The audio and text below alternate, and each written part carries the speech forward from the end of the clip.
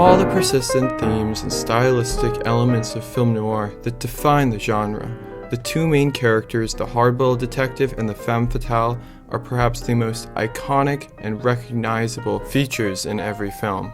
The detective and the femme fatale have a very interesting relationship to the male gaze. The femme fatale is constantly trying to subvert the male gaze and become the spectator and not just the specter. The detective, on the other hand, upholds Mulvey's theory by objectifying and subjugating the women around him.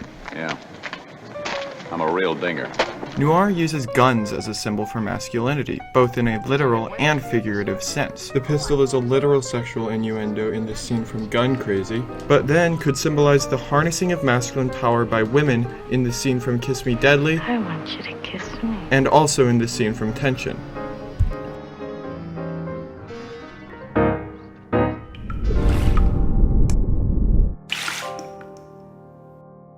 In her effort to subvert the male gaze, the femme fatale attempts to emasculate the detective.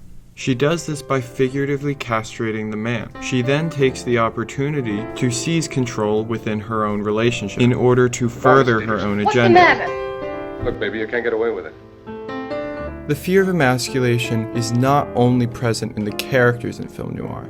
Men who watch these films see themselves in the character of the hard-boiled detective. This is because the detective bears the look of the male gaze. Laura Mulvey writes, "The split between spectacle and narrative supports the man's role as the active one of forwarding the story, making things happen. The man controls the film fantasy and also emerges as representative of the power in a further sense. As the bearer of the look of the spectator, this is made possible by structuring the film around a main controlling figure with whom the spectator can identify with." Furthermore, Mulvey talks about a deep-seated castration anxiety which exists in young boys and is a response to them seeing their mother's lack of male genitalia. This provokes an anxiety within the child, and her insinuation is the mere symbol of a woman threatens men with castration. This is the unconscious motive behind the subjugation of women in cinema. With these ideas in mind, let's take a look at the movie Gun Crazy from 1950. Early on in the film, there's a flashback from Bart's childhood. In this example, the gun is a literal representation of Bart's manhood. The teacher then tries to take the gun away from Bart. Give me that gun. It's mine. I bought it. Give it to me at once. At which point Bart refuses and becomes scared.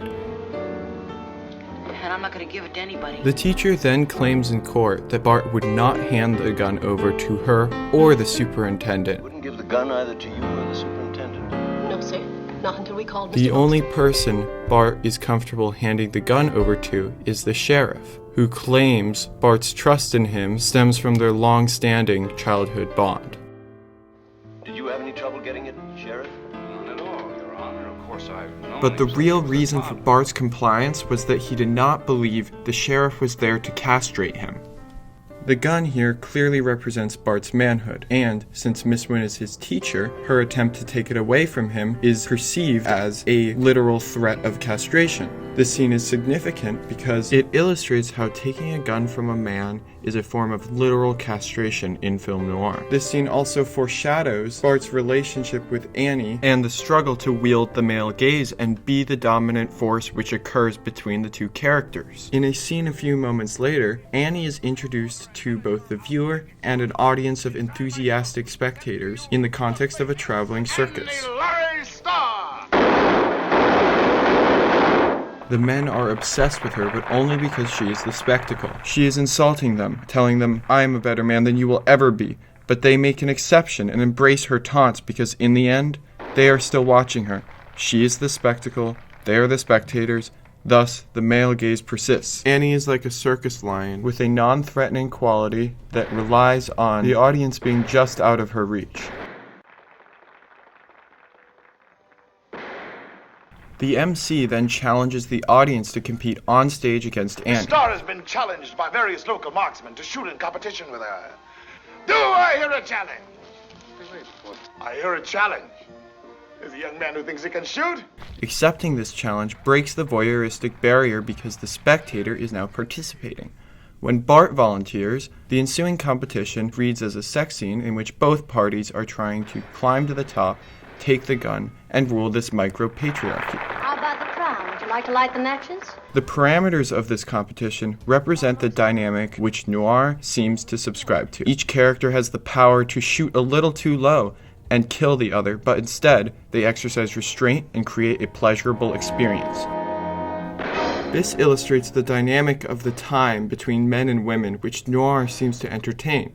It suggests men are constantly holding the gun to their partner and could pull the trigger, but only use a portion of their strength, which results in a pleasurable experience. When Bart is downrange, he does not flinch, confident in Annie's ability. But when Annie is downrange, she crosses her arms in a self-soothing gesture indicating she is uncomfortable.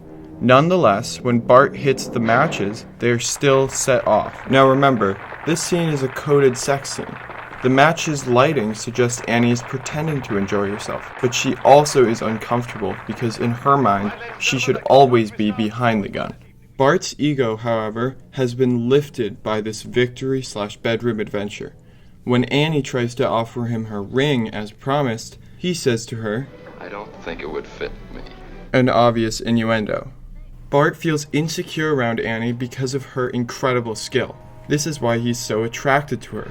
He wants to take control of her, but at the same time, Annie's mere presence is emasculating to Bart. Annie does the dirty work for Bart in this movie, which leaves Bart torn between his moral compass and his desire to subjugate her.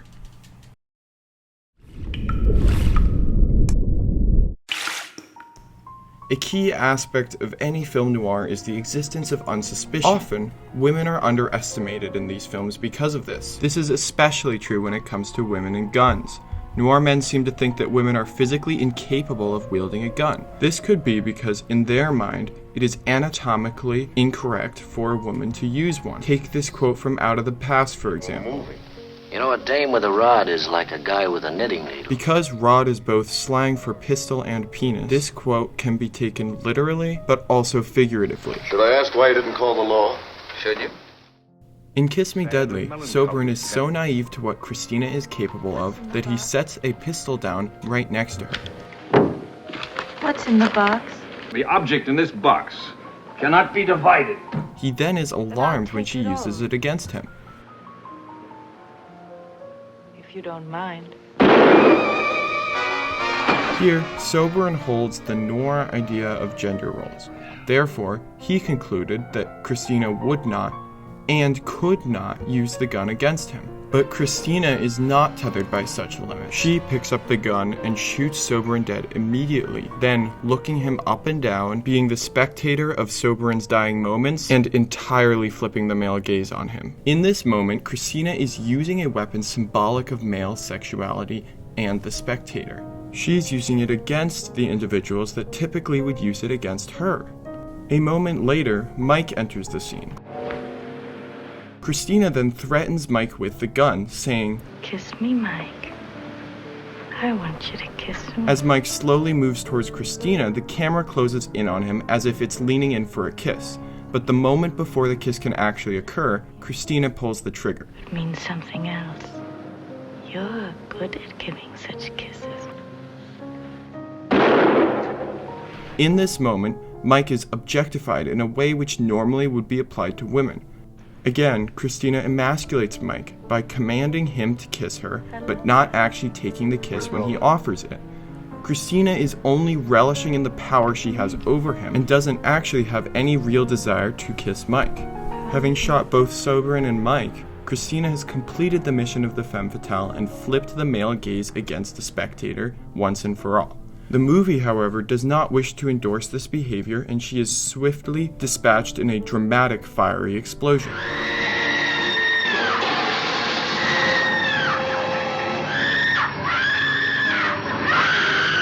If we compare this moment to other climaxes in noir, we start to establish a pattern.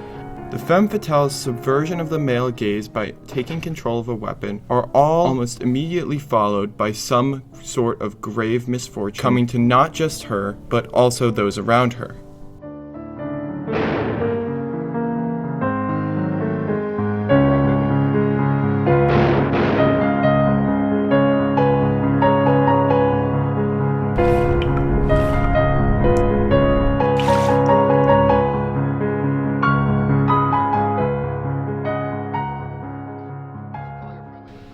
Noir's Femme Fatale is one of the few figures in mainstream media that actually attempts to fight against the male gaze.